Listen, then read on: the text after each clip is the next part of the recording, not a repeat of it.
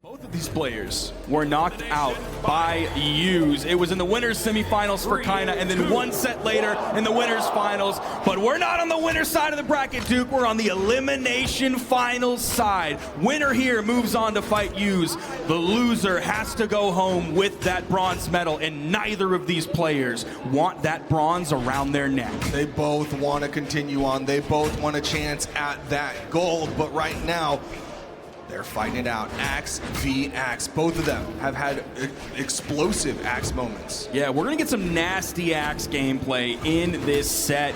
Godly now swapping over to the gauntlets, though, very early on. Definitely taking the greater of the punishment here, as we're only about 30 seconds into this game. Gets the early dodge there from Kyna, takes him into the sky, gets the same direction, sidelight again, and gets the KO off the top. Godly already reading the movement of Kyna. Got that double side light to get that initial stock. Kyna did get some good damage here onto Godly, but needs to find that finishing blow. Is it going to be a stomp side air? Oh, Godly still opening him up. Maybe the nair. Okay, no, he goes for the stomp side air from the middle of the stage. I was almost expecting the stomp neutral air, since that was a big Kyna choice. He uses the hammer nair a lot more than some of the other few hammer players that we have out there. Specifically, like early on while he was playing Taros, he would go for the GCD light into the neutral air, just like the middle of the stage. That was part of his hammer swag. Yeah, I mean, I think that's a big just testament to the playstyle of Kyna, like you said earlier, is that he uses a lot of Axe downline, he uses a lot of hammer nair as well. He really is good at punishing people who like to approach him vertically. Godly over on the edge, does get the first hit on the side air, but he's right on that corner, and that keeps him from moving along with that hitbox. Kind of doing a good job evening this one up. 2 hits coming out from Godly there. He stays high in the air so he doesn't get hit by that side signature. Disarmed with the unarmed side air. Hammer stomp, but he doesn't have the reaction in time. The side air not going to connect. Spaced and punished. Downlight into the side air, kind of just outside of that neutral light hitbox from Godly. And that's some classic hammer stock ending gameplay, where you wait, you play that spacing game, you wait for them to get impatient to throw a move out, and then you move in with the D-light into the side air for the punish and the KO. It's going to do a similar thing here early on with the Axe, waiting for the move to come out into the side light neutral air true combo. Now Godly with that weapon advantage. Neutralize Kyna, gets the side light to follow up, wasn't ready. Oh, just barely missing that side air. Godly finding a nice punish with the down air. Trying to chase after Kyna, but Kyna going back grounded into the center of the stage. He always tries to make his way back into that center stage until he sends his opponent flying, then he's going to start to push. Even the reset back just a little bit with the backdash, sending Godly over. That gets the dodge. He can't into the down air, and game 1 goes to Kyna. But let me remind you, Duke, and everybody at home, this is exactly the pace that was set at BCX 2022. Game 1 went to Kyna, and then game 2, game 3, and game 4. 3 in a row went to Godly. Now, he was playing a different legend, but was Petra, another gauntlet legend. Well, is that going to be the pace this time? It's a new year and a new Kyna, but we're seeing the lock-in from Godly. It's going to be back to the classic, the Mordex for Godly to go up against Kyna here in game number 2. Now, he did not bring this legend out the last time they fought. That game 1 that Kyna took was on the Asuri, and then the switch to Petra for the rest of the games. And Kyna was not on the Taros. He was on the Koji and then a Sidra. No axes coming out from any of those players. Okay, Godly going to start this one off with the Scythe. We'll see if his string potential is better here than it was with the gauntlets. It's looking like it is so far. Still has the dodge up in time. Godly had to make a guess, and he happened to guess wrong. Godly not able to complete the stock just yet, but that side air will do it for him. Fantastic pressure to start this off. Godly needed no warm-up time for this Mordex. Do we have South American Scythe? I can't think of one off the top of my head, so I'm not sure how in the know Kyna is against that matchup of where you need to specifically dodge, what dodge changes you need to make. He does have the experience against the Great Sword, also has the experience grabbing that D-Sig for the KO exactly when he needs it. What a good response, because he knew Godly was trying to force him into the open area. He saw that Godly was coming past him for that turnaround down air, and kind of was like, all right, down sig, covers everything. He is just a little bit behind here. He's looking for his way in, hasn't thrown out an attack in about 10 or 15 seconds. There's the down air, 2 down airs, almost tried to turn it around, but Godly stuck in place. Did not waste his dodge there, found the down air. Okay, 2 more hits in the bottom side of the recovery, and that down air. Over the corner, just adding up more damage, but Godly with the recovery kind of manages to dodge away in time. Neutral light catches Godly, but Godly's got enough movement to get back to the wall. Side light nair again, and the turnaround side air, and that's gonna be a KO. He's so good at finding that extra hit. A lot of times you get your 2-piece and you're looking for the read, and kind of time and time again gets that read. I can't believe he got the KO off of that. I feel like I need to watch that on a Sajam Will It KO segment. The way he found that side air, that's Taro's strength, baby, coming out on top here. Godly has some good damage in the meantime, not quite enough to find the KO. Oh, it was that like stacked and in the air stomp that he found.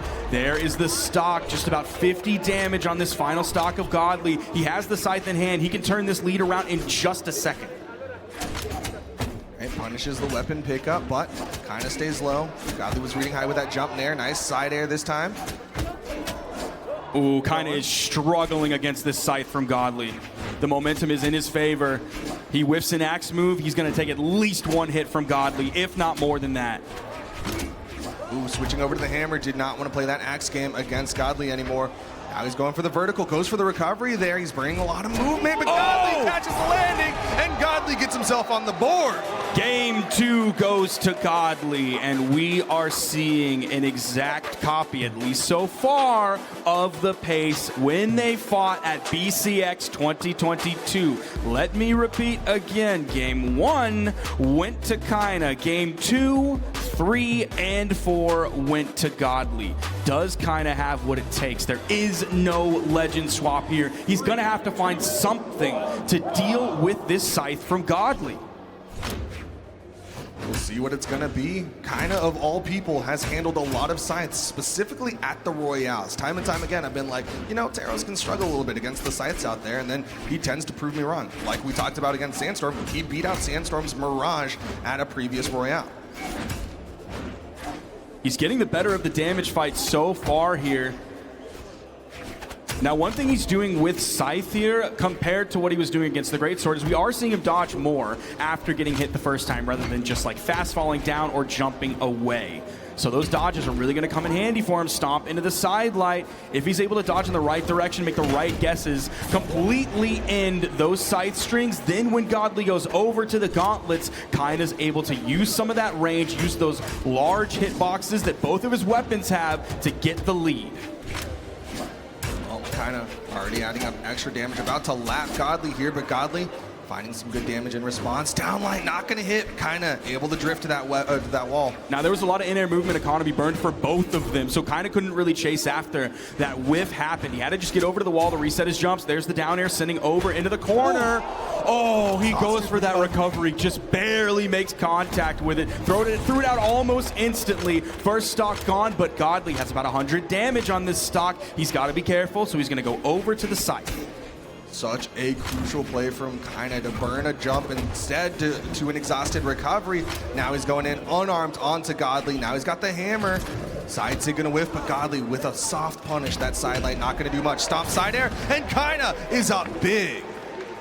Full stock lead for Kyna. Could be going into the game 4 with a 2-1 lead on Godly. That would break the pace that happened 1 year ago. There's the down air, though. Godly's hoping for the edge guard situation here. Went to reach up with the neutral air. Oh, the recovery just barely missing as well. Once again, playing that footsies narrowly around each other, but the ground pound connects onto Godly, and this is Godly's final stock here in game number 3. Weapon toss. Godly's got the weapon advantage now. Similar idea from both of them. The connections were made by both of them, but Godly happened to be a little bit closer to that weapon. Kyna's able to grab one. He's in the orange, but he's still only on his second stock. The side air sending Godly flying. Easy weapon grab for Kyna. Hoping to get the KO off the top, snaking that one out. He went for the weapon pickup there. There's the neutral signature. Even though it's a 45-degree angle, he built up enough damage to take out in that corner blast zone. Well, he's got a scythe now. We've seen scythe steal socks before, but we'll kind of give him the opportunity. Nope. Pace broken. Game 1 went to Kyna. Game 2 went to Godly. Now Game 3 went to Kyna. He is staring at a 2-1 lead here.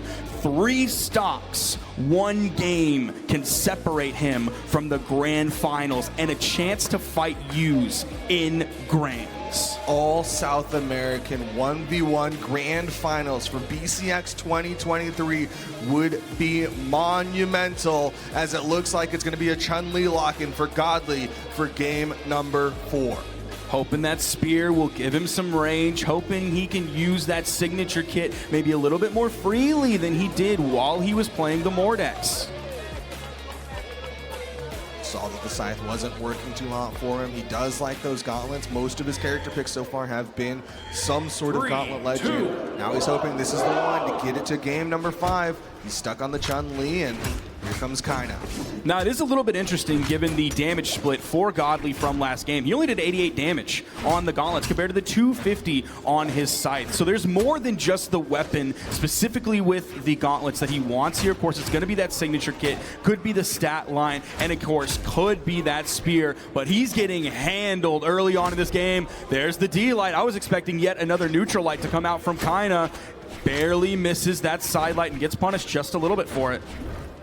This is a side light, but does find a neutral air onto Kyna. Another neutral air side light recovery. Not going to put him off screen, and that second recovery not going to connect. Down sig! Nice. Seeing him use that one very early, that's one of the reasons he made the choice on this legend. So he can find those KOs earlier. He doesn't have to just rely on the gauntlet reads, doesn't have to rely just on the Scythe reads. A very solid signature kit. Not like Mordex is lacking, but Kyna is not lacking either as he grabs that stock, ties things up a minute into this game.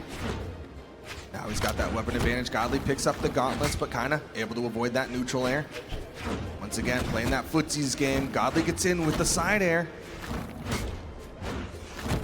Now, Kyna's been doing a lot of work, of course, on the axe. A lot of his KOs have been in that left blast zone, right blast zone, or the bottom blast zone. Not a lot of vertical KOs. So I don't know how this stage is really going to affect him with that high ceiling. But if Godly's going for those vertical gauntlet KOs off the top, he could struggle here. But, of course, he has the signature kit, which has a lot of lateral KO options, like that signature right there.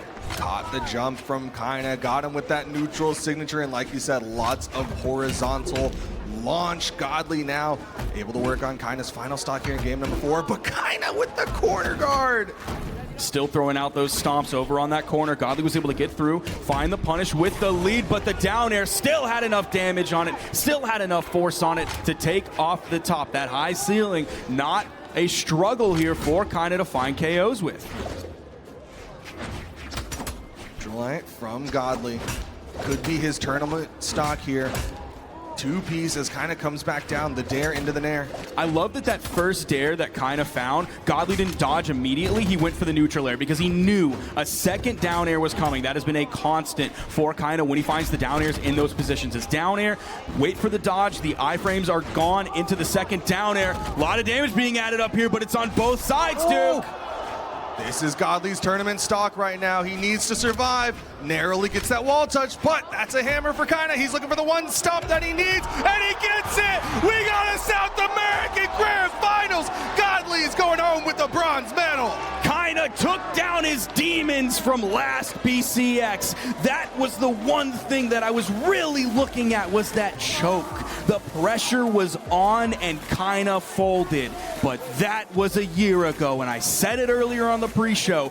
2022 Kyna is not here anymore. We have 2023 Kyna. He didn't choke here. He clutched it out. He had the damage output. He had the KO potential. He found